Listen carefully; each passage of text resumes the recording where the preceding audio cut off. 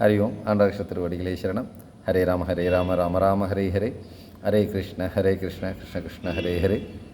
சேலம் தென் திருப்பதி ஸ்ரீ ஸ்ரீ ஸ்ரீ ஆனந்த நிலையம் வருகின்ற 15/6/2025 ஞாயிற்றுக்கிழமை வைகாசி மாத திருவோண நட்சத்திரம்.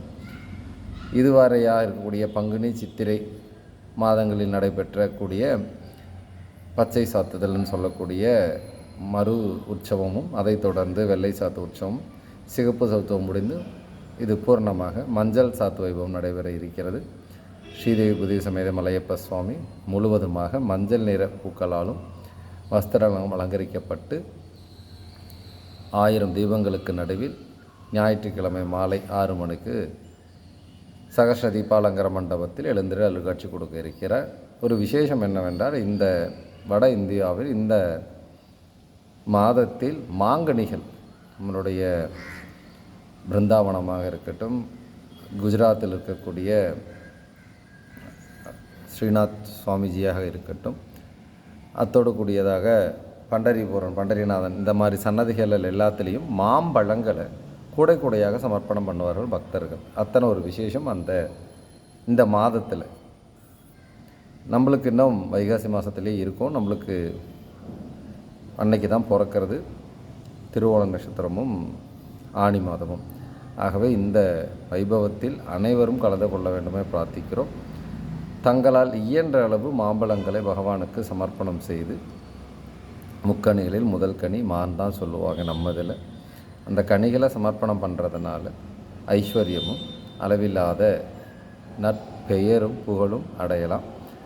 ஆகவே தங்களால் இயன்ற அளவு மாம்பழங்களை அன்று பகவானுக்கு நைவேத்தியம் செய்ய, மாம்பழங்களை வாங்கும்போது பார்த்து வாங்குங்க, நல்ல மாம்பழங்களாக பகவானுக்கு சமர்ப்பணம் பண்ணுறது. அதனால் ஒரு குழந்தைகள், உங்களுடைய குழந்தைகளுக்கு எப்படி அந்த மாம்பழங்களை நீங்கள் கடைகளில் வாங்குவீங்களோ அதுபோல் பகவானுக்கு பக்தியோடு வாங்கி சமர்ப்பணம் பண்ணுங்கள். அதை நைவேத்தியம் பண்ணிவிட்டு திரும்ப உங்களுக்கு பகவான் அனுகிரக பிரசாதமாக தந்துடுவாங்க. ஆகவே அனைவரும் ஞாயிற்றுக்கிழமை மாலை 6 மணிக்கு சகஸ்ர தீபா அலங்கரண உற்சவம் நடைபெறும். கலந்து கொண்டு பகவான் மஞ்சள் சாத்து வைபவத்தில் காட்சி அளிப்பார். அந்த காட்சியின் மூலம் சர்வ மங்களங்களும் நமக்கு ஏற்படும். சர்வ மங்களங்களும் பரிபூரணமாக சித்திக்கும். மஞ்சள் என்ற மங்களம் என்று பொருள். அந்த மங்களங்களை அருளக்கூடிய அந்த மஞ்சள் நிற வஸ்திரம், மஞ்சள் நிற பூக்களோடு பகவான் நமக்கு திருக்காட்சி தந்து சகல விதமான சௌபாகியங்களையும் சகல போகங்களையும் அனுகிரகம் பண்ணி இறுதியில் தன்னுடைய திருவடிக்கரணையும் அனுகிரகம் செய்வார். ஆகவே எப்பொழுதும் சொல்வது போல் ஆண்டாள் நாச்சியார் நமக்காகலே கூடியிருந்து குளிர்ந்தேலோரம்பா என்றபடி நாம் மட்டும் அந்த வைபவத்தில் கலந்து கொள்ளாமல் நம்முடைய உறவினர்கள், சுற்றம், நண்பர்கள் அனைவரையும் கலந்து கொண்டு அவர்களும் தெய்வ கடாட்சத்தை பெற்று வாழ்வில் சகல சௌபாகியத்தையும் பெற நாம் ஒரு கருவியாக இருப்போம். சிதாசக்தி நம் பகவானின் திருவடியில் முடிந்த அளவு நம்முடைய பக்தியை செலுத்துவோம். அதற்கு மேல் அவருடைய கருணை. ஹரி ஓம். ஆண்டாள் கிருஷ்ண திருவடிகளே சரணம். நாராயண நாராயண நாராயணாய நம ஓம்.